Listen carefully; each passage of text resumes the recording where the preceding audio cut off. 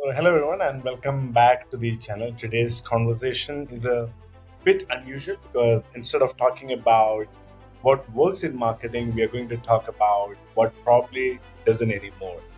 And nobody wants to admit it, right? Funnels, personas, all those MQL dashboards, content calendars, these things still dominate marketing conversation.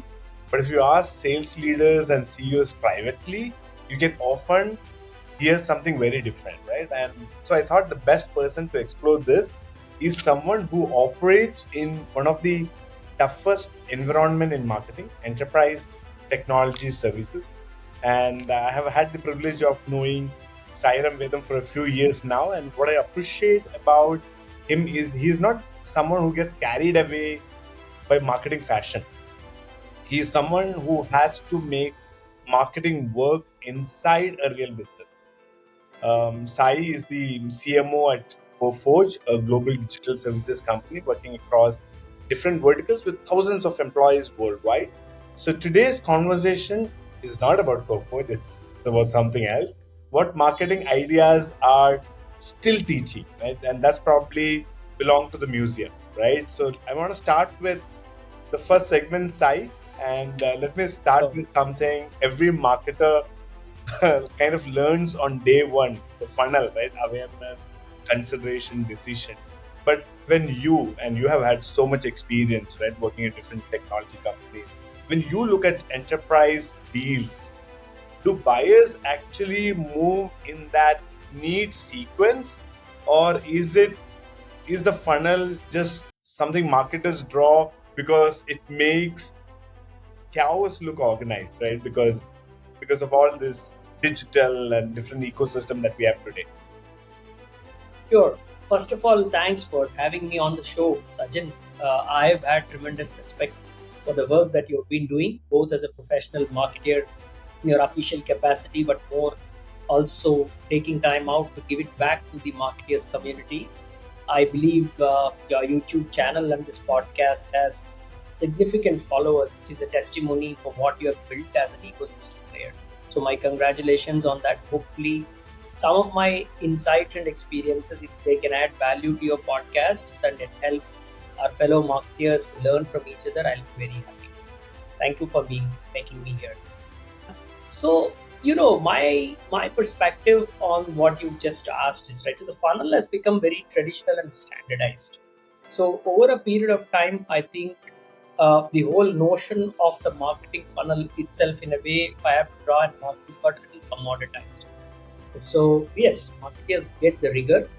Definitely, there is significant amount of science behind flow of a potential uh, in terms of becoming from an awareness stage to a buyer stage. But what has also happened is there is dramatic shift in way customers are today intending to buy.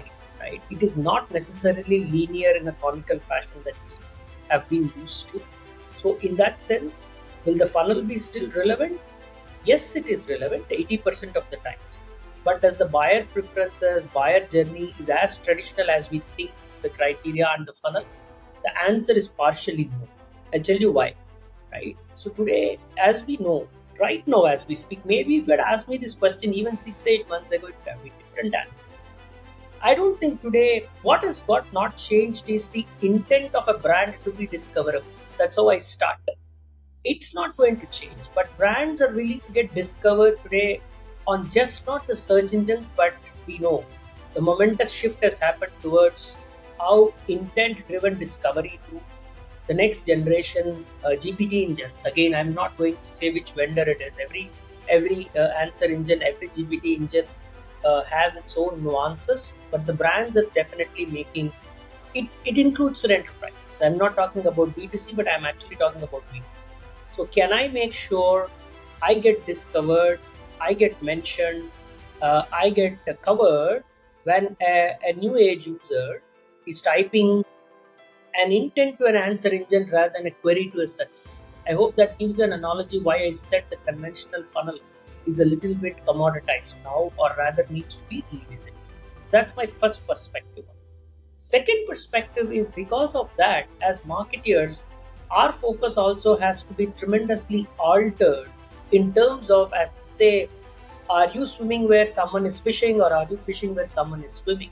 So it's got to be a mix of those two, and that is the reason why your traffic stats, your traffic parameters, the regular metrics that you track to sort of help your funnel get organized are getting altered. I won't say it's disappearing, but they're significantly getting altered.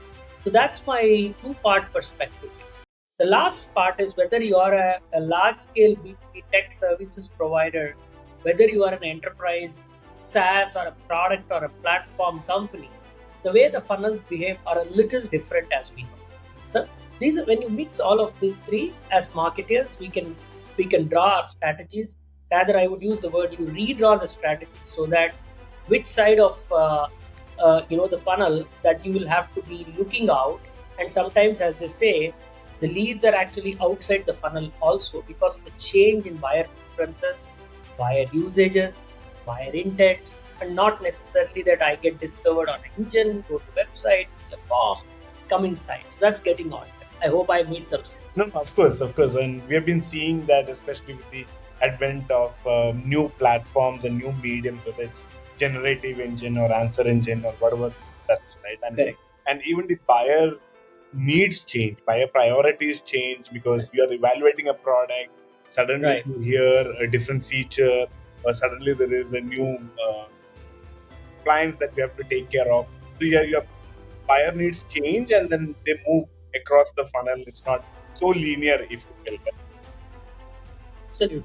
Absolutely. See, I mean, again, as industry professionals, right? So let me take an example. We all look for those significant insights that Gartner puts in. But today, Gartner has one of the best answer engines on its site. Right, Ask Gartner, whatever it is. right, Second dimension, again, I'm taking the reason for Gartner itself, right? Gartner, Gartner had these assets and properties which were like the Gartner review portal, and then a couple of other assets that they sold to G2 reviews. Why is that happening?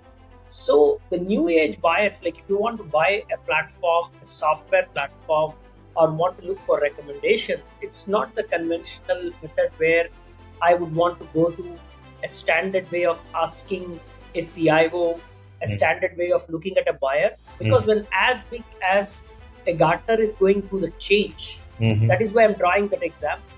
Right. Now people are going and saying that are there enough users, enough developers who have actually provided real-time views and user reviews of the platform or software that they intend to use. Let's take that. Let's say, imagine that we want to buy a small CRM platform, right? Today, it's not about whether I will raise an inquiry with a large analyst, read that report, or they featured in a large report, which still happens. Right. That's what the enterprise buyers were known to. But the shift is happening. Right. Even the enterprises are saying that, hey, can I go and see, are there real-time crowdsourced user views, real-time developer user reviews, real-time buyer reviews? That's what happens in a Gartner review portal or a G2 Crowd or Pactera or Trust Radius. These are Right. new age things. Absolutely. So why am I giving this example is that gives you a very independent view of understanding how buyers are today looking to buy even from a large enterprise context and not just for a small SaaS solutions. So that's going to be the shift, and hence the funnel dynamics will be altered. That's my proposition. Yeah, and that's very interesting because when you look at deals and that actually close in enterprise tech, and you've been in the tech world for long enough now, and I'm not asking in theory, right? But what actually triggers the conversation, right? Was it marketing in a way, creating demand, need, or was it timing, relationship, or something triggered inside the customer's business? No, they had a mandate, they had a new CIO, they had a new CTO, they had a compliance requirement, vendor consolidation, recession. So, what is actually creating demand when you look at the deals? Yeah, see, I think there are two ways to look at it. One is the ongoing ability to keep your lights on, which are the regular IT services or IT products that you would. But what's actually also happening is this whole innate need of, can I be AI first today? Mm-hmm. When as an enterprise, can I be an AI first today? Mm-hmm. Am I actually leveraging enough amount of purposeful enterprise AI that can provide acceleration to things that I do? Mm-hmm. Okay. That could mean that is there a new way of developing software where productivity is inbuilt through a platform or an accelerator through the dev life cycle, through the testing life cycle? Or are there pre-baked platforms, pre-baked accelerators that can solve a problem neat and well, which means that you have a solution accelerator that is by design AI first? So these are some of the trend points that we observe in chosen verticals, where the demand is actually getting created. As they say, while we all heard enough about SaaS apocalypse or whatever that is Right. called, Right. there is significant amount of need for what I call uh, the generation next IT services providers. While we've all had the large system integrators played really strategic in terms of plumbing the enterprise software, today's need is about understanding particular business context, which only a well-established service providers like anyone out there can do, and that is creating new age demand. In Uh-huh. my opinion, once this euphoria of what I call a cloudification or enterprise version of enterprise settles down, Right. the enterprises will move towards choosing very selective service providers, which are going to be very important, who Okay. will continue to be that, I won't use like the word plumbers, but would continue to be that conduit for what intelligent platforms can provide, but without understanding the context of large enterprise systems, which have been decades old. There are legacy systems sitting, they're getting modernized. There is enough amount of workflows and business processes and domain context, which a service provider understands better than everyone. But what is changing is the demand is shifting, because now, as I was reading recently, you might not have a multi-billion-dollar deal on the table, Mm-hmm. but you would have large 10, 20, 30, 40, $50 million deals for sure coming in, because by the radical adoption of AI at different levels, Mm-hmm. you would be able to minimize the amount of large scale spending that you would want to do, Mm-hmm. but you would be able to maximize more number of quicker projects that you can actually do and realize benefits. So, Mm-hmm. in a nutshell, if you see, the overall total addressable market will get a little shaken up, but it's actually going to grow significantly well, Okay. and that is where the demand will come. And it's just not from the conventional CI. The Mm. demand will come from chief digital officers.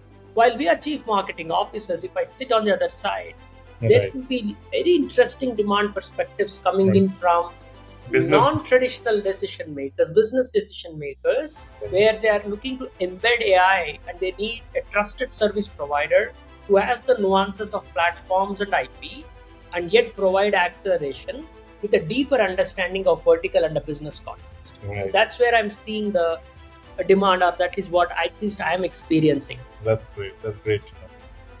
And I want to move to a different segment right now, and this is a classic marketing and sales tension, right? And so marketing, proudly reports, hundreds of leads and thousands of leads, and sales says that none of these people are buying. So why do you think this argument has been going on for decades? Yeah, see, look, I think we are talking about two very passionate disciplines and professional traits that are important constituents of any growing enterprise, right?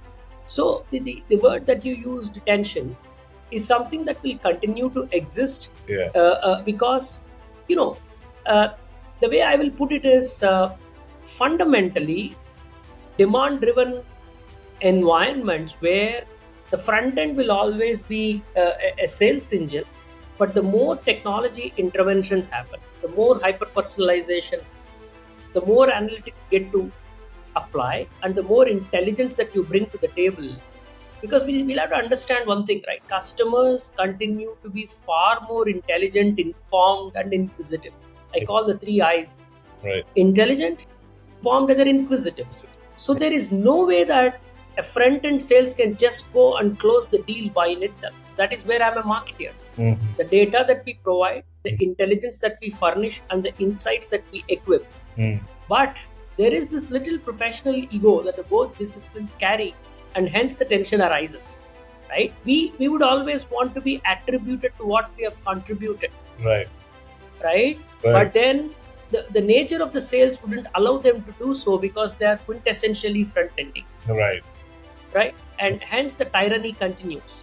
But an intelligent sales leader who's today's sales leader, if he's intelligent enough, he or she will be the first person to leverage the nuances of the modern marketing to be more successful. And hence the word tension can be replaced with an absolute collaboration so that it becomes a win-win symbiotic relationship. Absolutely.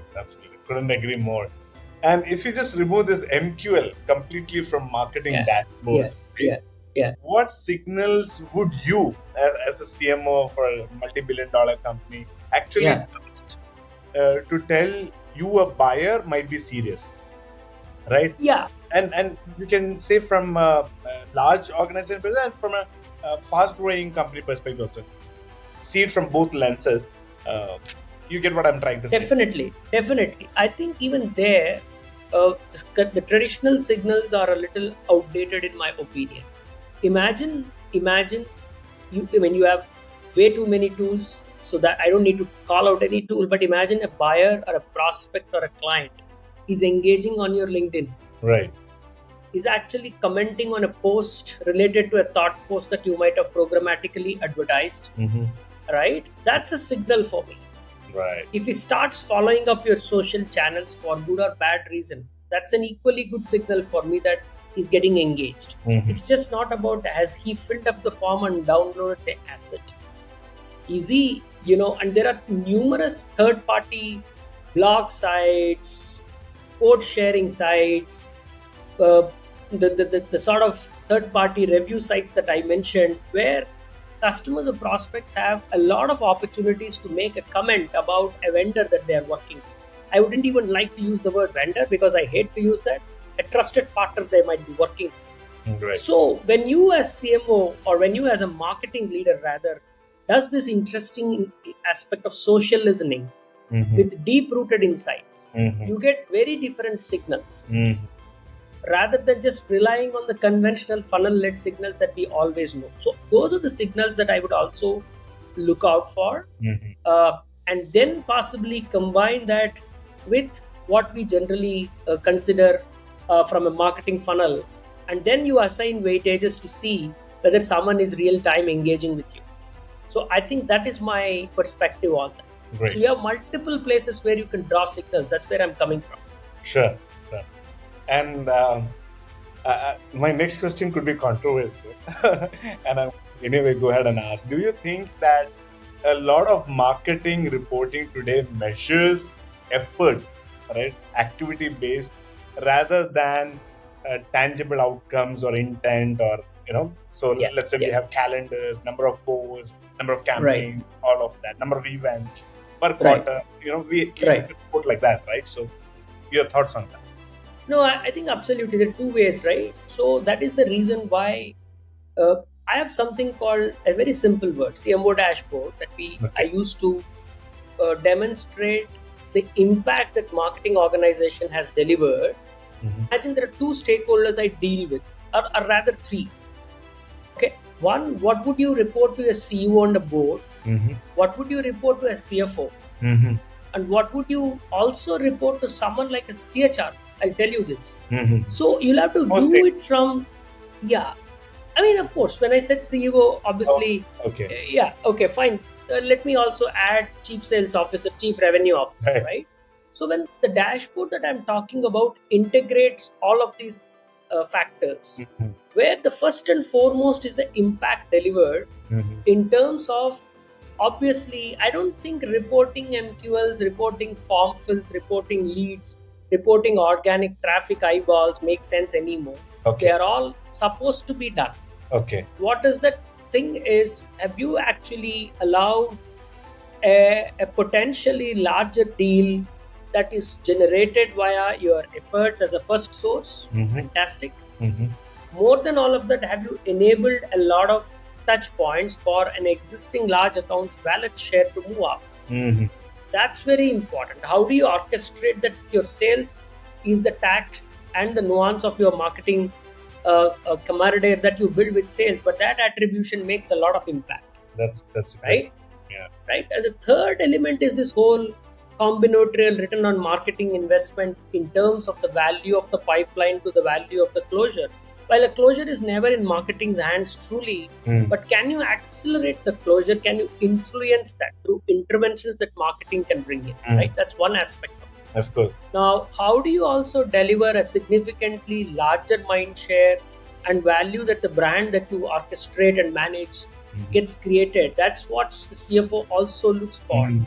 A lot of people think that CFO would look for, okay, I gave you $100 Mm. and what am I getting for that? While they do definitely, but if you have the audacity to explain to a CFO that, Mm. let's say you're a reasonably mid-sized, large-size, small-size public limited organization, you could actually impact the whole valuation of this organization through Mhm. marketing-led interventions, Mhm. which a CFO will be very happy to be part of. Right. Imagine you're a category creator, let's say that in an area of IT services or a product that you're managing. If you are able to convince an investor to take positions, right, through Right. a very articulated understanding of the market play, that's a big value that is not immediate but is extremely long term, that can have significant impact on enterprise value. Right. That's a If your great market, That's a great one. right? And Yeah. I'm not taking out any names here. These are the experiences that I have Yeah. personally been part of. And then otherwise, let's say the other example in case of product or a platform company is, if you are able to create a category defining messaging, if your GTM is strong, your pull factor is strong, that the valuation multiple of a series A or a series B Absolutely. goes up because an investor gets more confidence in putting you. Absolutely. So the CEO there is the stakeholder, Right. but you've added a tremendous amount of value. Right. The third dimension is pretty simple. What have you added to the funnel, Right. and how have you helped the sales? Right. The fourth dimension is very interesting. Right. The people dimension. Right. In an age where at the end of the day, human capital, whether you take an agentic era, Right. human plus AI is going to coexist. Right. Whether you take the conventional era that is just getting led to the human plus AI, Right. human capital is very important. Very. So, as a marketing leader, how do you cater to, we know the world of glass doors and fish bowls, and people go, write, comment, but then online 24/7 reputation management can be a marketing discipline Mhm. which strongly influences the guardrails of how the brand is sensitized. Mhm.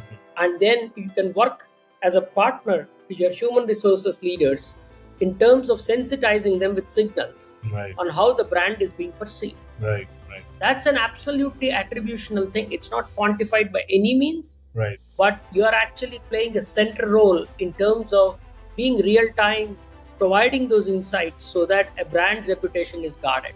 Right. Now, if you put all of this, you are actually playing a real time role in terms of organizational pillars of the four Mhm. functions that I said. Mhm. And that's how the marketing investment can be rightly articulated. And that is what I've been practicing in areas that I'm able to work, and I see a lot of positive impact being delivered. That's a playbook that I follow That's great, and it seems to be working for you.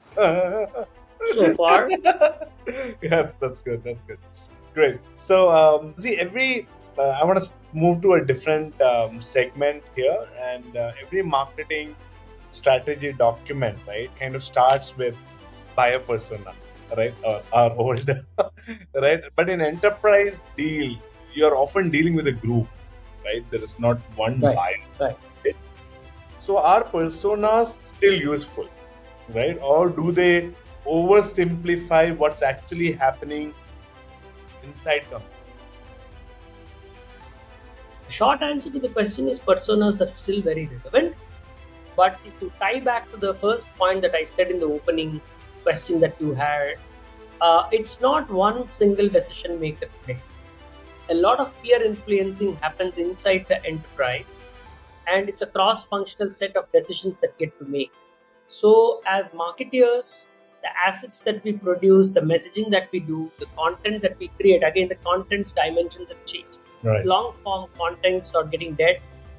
With the engines that are ingesting the content, it has to be short form, snackable videos, which also mean that the plethora of cross-functional decision makers consume content in a variety of fashions. The answer is yes, personas matter. Understanding those personas matter, but it's just not one single persona. So if you are able to make sure that you tailor depending on the persona, Right. and then sort of stitch it all together, I think then that's my marketing strategy document. I won't start it like, okay, exactly for this persona and I'm done. No, it's dynamically changing. Yeah. Yeah.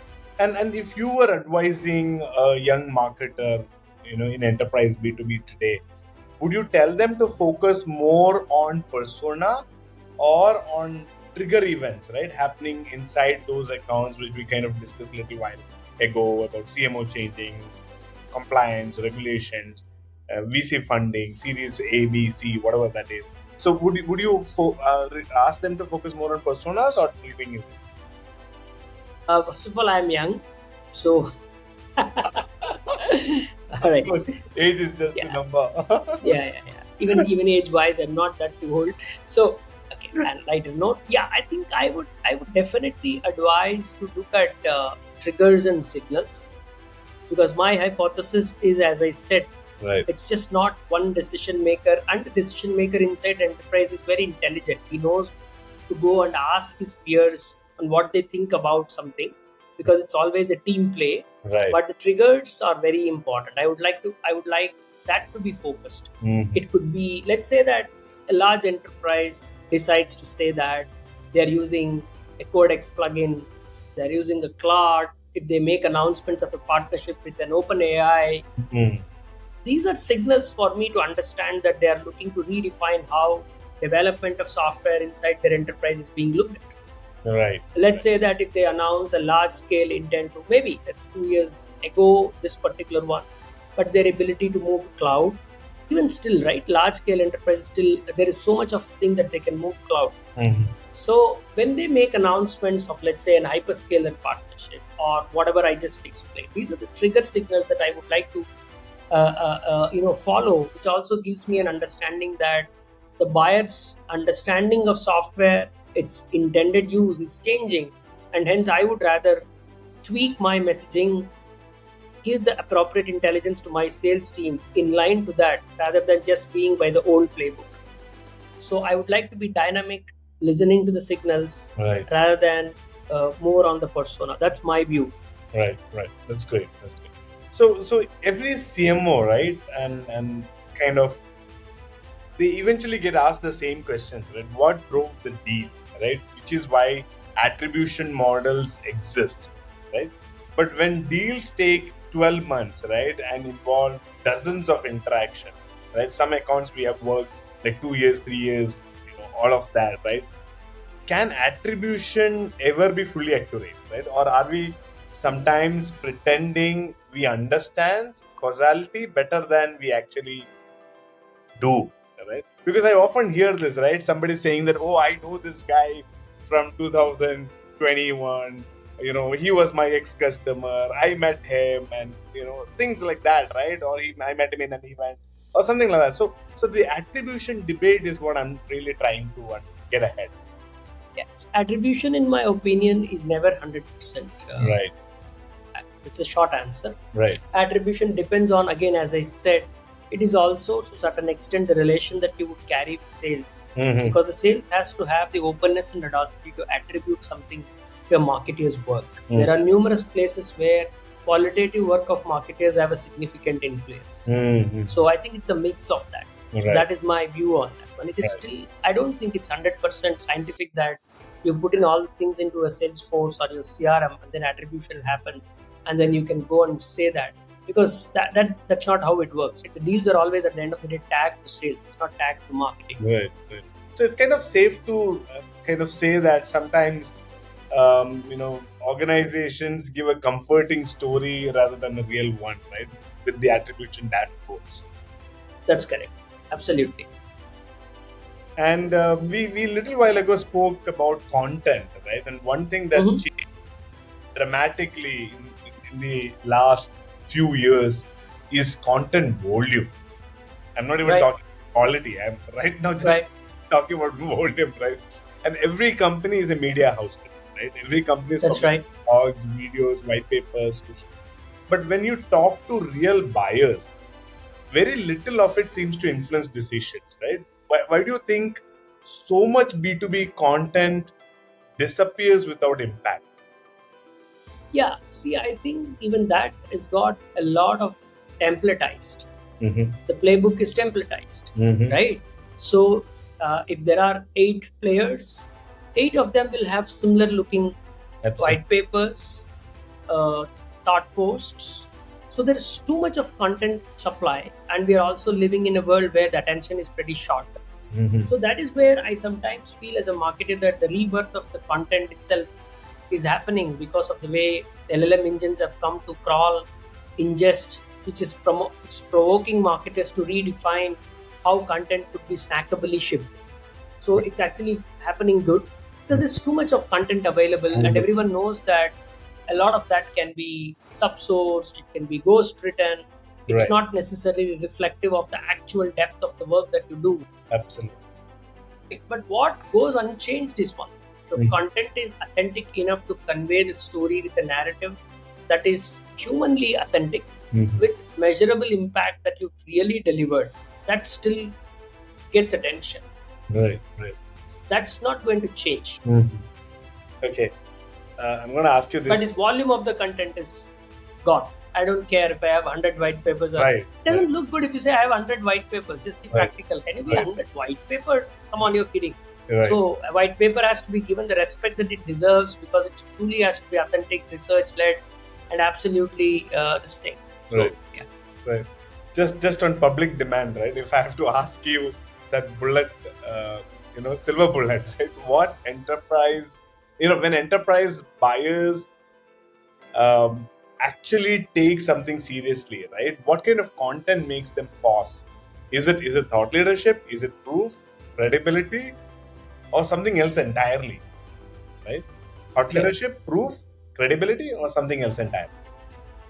I think the first point is proof. Right. So if you have an authentic customer voicing it out, nothing beats that. Even if it's a short paragraph with the customer, the real-time metric that we have sort of delivered a certain business value, nothing beats that. Right. Everything else comes after that, in my opinion. So it's the proof. Particularly it's a proof. That's what it is. Right. See, to a certain extent, thought leadership can be manufactured. To a certain extent. Right. To a certain extent, credibility can be manufactured. Right. But a proof cannot be, in my opinion. Yeah. And we are nearing the end of this episode, but I'm going to ask you, this is more like tradition, right? If someone starts their marketing career and asks you, what playbooks should I question instead of blindly following? What would be on that list? So you mean to say there's no playbook you need to follow now? That's the playbook. So, because everything, I'll tell you why. As I said, the last 20 years of enterprise tech landscape, both in services and products, is just got upside down. So that's a great platform for a marketer to start his career, because you're coming into an era where you can just start really fresh. Right. So I would put it this way, like the P20 of the marketing is just started, but the foundational understanding of a test cricket, like you're a connoisseur of cricket. Similarly, the narrative is human-led. That doesn't go away. So as a marketer, your inquisitiveness to build a narrative, hold it tight to a purposefulness of the brand, with an application of the insurmountable amount of statistical complexity that can be simplified with algorithms. It's a great opportunity for a marketer. The last but not the least, this is a personal thing I want to share. Sure. As a marketer, you should also have a lot of cognitive skills and understanding of art now. And I say art because, see, what is happening is because of the amount of genaification, whatever that we call, a lot of stuff that you would otherwise end up doing is now anyway automated. but the newer vistas just get opened. Imagine tomorrow your brand is on a meta glass. Imagine tomorrow your brand is on new forms of visual form factors where touch and linguistic and conversational and vernacular interfaces define the new rules of discoverability. You need to understand the nuances of art, history, political landscape, etc. to position your brand's messaging. So it's going to be a fantastic platform. So that's very exciting in my thinking. So hence the old playbooks can stay inside the shelf, and it's time to write the new one. Right. Sai, what I like about this conversation is that it reminds us something very important, right? That marketing evolves, but the playbooks often don't. And sometimes the most valuable thing a marketing leader can do is to simply ask. Thank you very much, Sai. It has been an absolute pleasure, and I look forward to chatting again with you. Well, thank you so much for having me on the show. Good luck. Thank you.